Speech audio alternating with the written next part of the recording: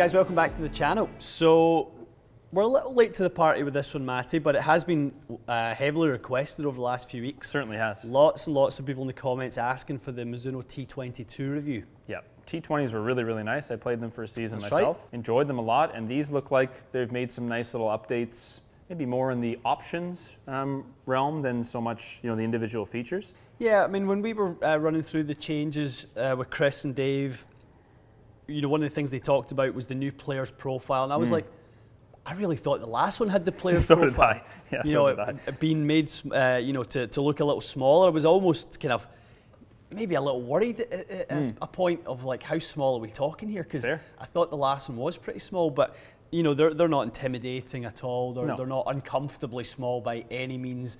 They are compact. It's a great looking wedge. It's a great looking wedge. I always loved the 50 and the T20. That's kind of where I really got my liking for them. Yeah. Blended really nice into the iron set. They've kept that here. I'm looking at the 50 right now. And just peeking at the sand wedge and the lob wedge, it has a little bit of that flavor now. Like they look a little bit less wide heel to toe. It's a bit more narrow. The scoring lines kind of cover a bit more of the face. Yep. It's a very unique look, but it looks, as you said, like something a player would really like to look down at. Definitely, and the consistent or constant refinements that these companies make, comes from player feedback and listening to the tour players and getting an idea of what they would like. So there's obviously the design team and everything that they want to put in there, the new kind of grind options.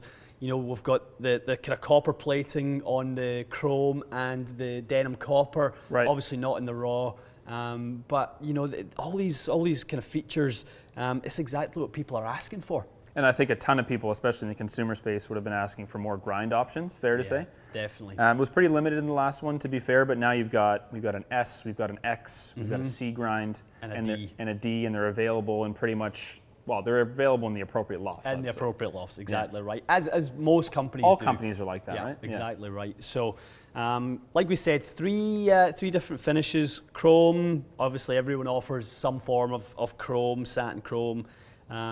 The raw, which is probably, as people see how many tour players use raw, I think that's becoming really, really popular. And it looks good, this version of it. Yeah, we're seeing that with other companies. Obviously, there have been, two of the most prominent wedge companies, they charge a premium for raw, and this is not a premium. So I think that's, a feature to not kind of brush over. Agreed. So wedge, sort of our face technology, quad cut hydro flow grooves, Matty.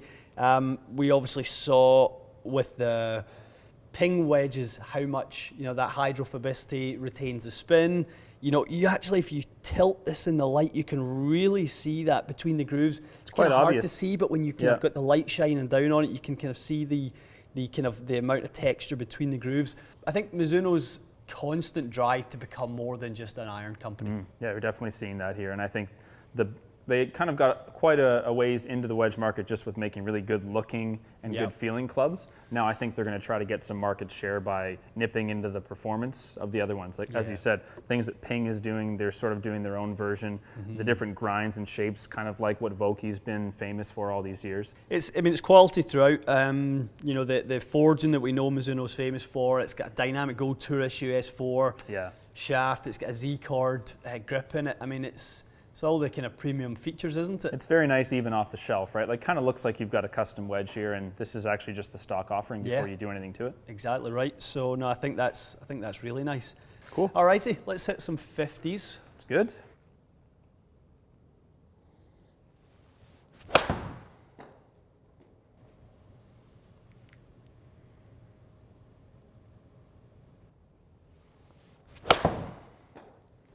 Better strike there. Do it. Ooh, rascal. It's got a chance again. Do it. Oh, nice tight standard deviation on that. Yeah, very similar flights, aren't they? Very, very good. And even the first one that I struck was a little bit toe side, and to be honest, it wasn't a huge difference in the ball flight between the next two that were hit much more solid. So I would say, we're not hitting a million shots here, but I don't think people should go, there's no way I can play these if I don't strike the dead center of it. I hit a bunch just to warm up also. You can mix the strike around a little bit and still get a pretty good result. They're consistent. What do you think? We want to put a little water on them? Sure. Yeah, we'll do a little Spritz. Do it. Spritzy.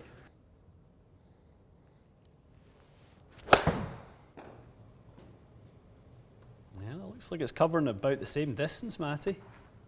That's a good sign. Compare that to one of the other ones. It looks exactly the same to me. That's pretty impressive, to be honest. Same spin, same launch. Yep. Same total distance. Hello. Yeah, it's exactly the same as the last one. Yeah, it's spinning just fine. Look at Wow, that, actually. that's the highest spinning one yet. Yeah, I caught it a groove low and it was spinny. Good. That was as much water as I could keep on the face Yeah, there. a little came up too. I literally couldn't keep more on the face. It did awfully well. No, I mean, you know, and if you're looking at this as the player who's experiencing it, you're not going to have your quad down, measuring it and stuff like that. All you know is the ball went the exact same distance in the dry, exact same distance in the wet. That little cutty one, that's going to spin for days. It really wants to spin, doesn't it? Handsome. Nice. Ooh.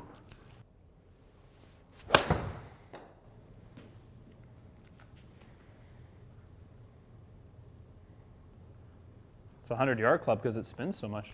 That's exactly what I was just thinking. I mean, it would probably not become your full sort of yardage until you dulled the grooves down a little bit. It's true enough. Yeah, you need to get 1,000 RPM off of it. That's just get into the bunker and get a little bit of spin off them. because over 12,000, I don't remember seeing that on a sand wedge ever. That's a rarity on a sand wedge. Yeah, we've seen a couple lob wedges that maybe snuck into the 12s, but we normally get to 12. This is a really aggressive groove, Matty. Yeah. Really aggressive. You wouldn't really need to use that much spin on full shots. Where you'll need that extra spin is right here on 50-yarders and the partial shots. Yeah. You know, when people struggle to create lots of spin on these ones, this is where I think that could come into its own.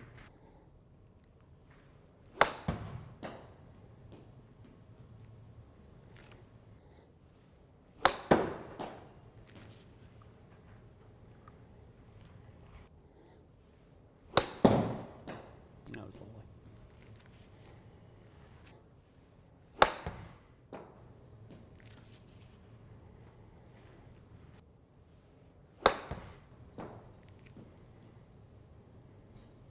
So definitely the theme that we were seeing is just how much spin. I don't think we've seen this much spin out of any of the wedges we've tested so far. No, definitely not. We've never had a 50-yard partial that you've kind of consistently been able to see over 9. Usually when we try to get the 95, 96, 97 up to 10,000, we're starting to hit some weird deliveries and stuff. And for the most part, these I'm just kind of playing it, you know, arm parallel to arm parallel, keep the loft on it, and they're zipping out there with so much spin. Yeah, throw it straight in there. I mean, you know, we had softened the green up for some fun with the 60, but you know, looking at that, you know, you can throw it into the full distance with that, knowing that, you know, the stopping power is there. It's not launching terribly low, 32.6. So you've kind of got the angle of descent and the spin working for you. That's kind of why I think they were backing up the way that they were. No, really impressed. I don't think I've kind of came away from a test thinking that I've seen something quite different in quite some time. Agreed. I think there's some spin differences there. There's some increases that we haven't seen before. I think the spin retention on the wet test was fascinating. Shocking. Yeah, it was so good. Quite unbelievable. Yeah. You know, 10,745. So, but key to it was wet wedge, dry wedge, 119, exact same distance. You know, that's what you're looking for. That's exactly what you want. Yeah, this is a great set of wedges. I wasn't entirely sure what to expect. I think most people kind of fell in love with the new finishes and stuff, but there is a lot more to it than that. I think the grinds, I've never tried this type of grind with the X grind from Mizuno specifically. I can see how if we were playing like really tight Bermuda lies, that might be really nice. All the way up to the S grind, which kind of reminds me more of my Vokeys. Just a lot of good stuff going on here. And the profile is, I mean, I think at address, there's some of the best looking wedges that I've seen so far. Definitely.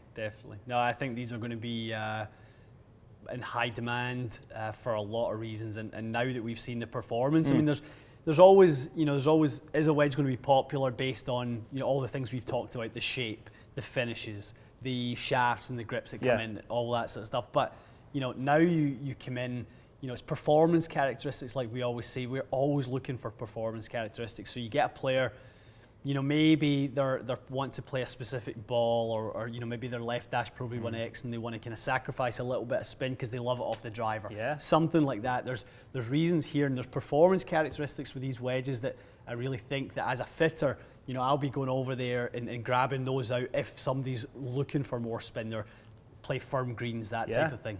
Okay guys, T22s, they were released October 14, so they're in the stores now. I think we'll probably continue to do some wedge tests, and we'll probably put some wedges against one another. It's been a kind of bit of a lull for wedges because we were waiting on some coming out. With the stock shortages that there are in the golf industry right now, we were asked to pull some from our matrix, and I'm sure other companies are the exact same way. So really pleased to have T22s as an option in the demo matrix here at TXG. Okay guys, stay tuned for that. We'll see you again soon.